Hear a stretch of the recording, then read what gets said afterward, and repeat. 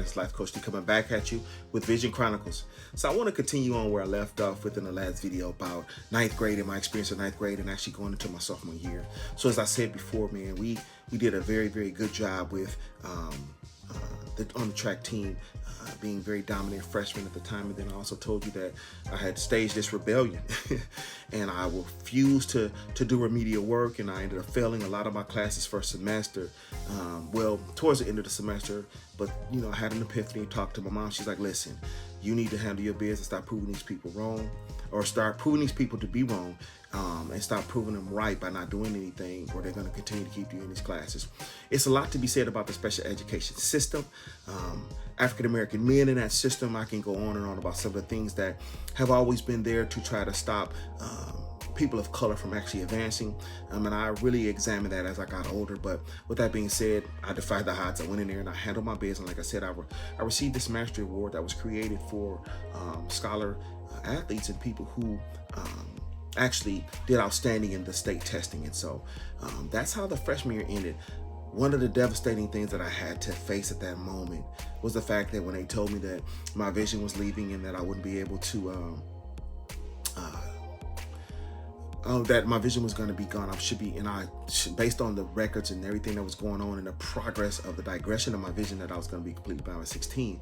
They also told me don't plan to go to college and don't prepare to get a license. So every freshman, coming up back in Michigan, you go in the ninth grade and you're doing the summer. They did driver's ed during the summer, and you get your license. You come back your sophomore year as a licensed driver, and man, it was so devastating that I had to bypass that. And I watched my cousins who were the same age get their licenses, and I suffered in silence on the inside. It was very devastating for me because, once again, the reality of what I had to live was right in front of me. And I did things to not completely focus on that. I was still very avid in my youth group and things of that nature. I had some very, very good friends that we became very, very close, like in 7th, 8th grade. And, these are still lifetime friends that I have to this day. And so I was able to really, really do some other things too. I won't say ignore it, but get through it. But what was really cool is during the summer and the fall of my freshman year going into my sophomore year, they found some advancements, and I had to wear these very, very expensive glasses. And at the time, I think these glasses probably cost about $2,500 to $3,000. I think about this is 1985, 1986, and that was very, very expensive, but the state of Michigan covered it. And if you want to know what the glasses look like, I have them somewhere around the house, but the best way I can explain them to you is if you think about the people who deal with diamonds, and they have the glasses with the telescopes that stick out the side. But those are the glasses that I had to use to actually drive with, and they were very, very complex. They took me through very intensive training before they would let me behind any type of wheel, or before they would let me leave in general.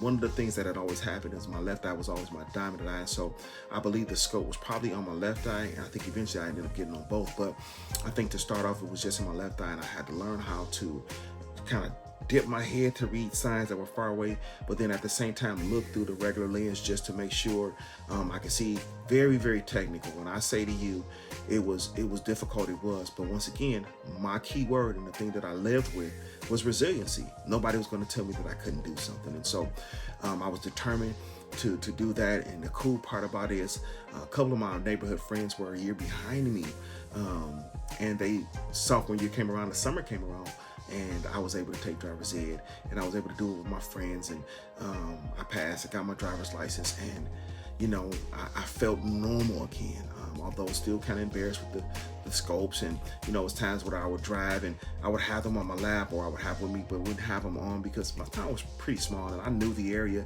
so I could get away with it. But probably should have had them on the whole time, just being honest. And it was times where, I just made sure I had them on and I drove with them. And once again, you feel embarrassed or whatever, but I didn't care, because I could be normal. I had a license like every other 15, 16-year-old. I was 16 at the time. I was behind a year, not only with my friends as far as license, but keep in mind that freshman year when they put me in the remedial classes, I was also behind academically, and I will talk about that as we talk about my junior and senior year. But yeah, so that's what happened. And although I was devastated my freshman year, when the sophomore year came around and the technology and advancement came for me to be able to utilize that and learn how to drive and get my license, it was there. And I remember I told you in a few videos back that Michigan and California are the number 1, 2 places for technology and advancements in visual impairments, Michigan being one. And so don't be surprised that they had those glasses and somebody had created those so that I was able to get my license. So that's what I have. So once again, I always want to leave you with something to be encouraged by. I've been talking about resiliency for a lot of videos and a lot of my talks here. And so I want to talk to you about being resilient. Realize resiliency is like a bounce back cord. It's something that can always come back. It has an ability to spring up and to spring forward. And if I can encourage you guys with anything, is that when life happens, because it will, is don't let it beat you down to the point where you're not able to bounce back. Take the hits, prepare yourself for the hits that will come. Be resistant to it, but always be resilient in your comeback. Because if you are resilient in your actions, your attitude, and your behaviors, you will never fail in life. You will always be successful. So that's what I have. So until you guys hear from me again, I want you to remember your lives are very valuable. Much love. God bless you. Peace be the journey. And the Vision Chronicles will continue.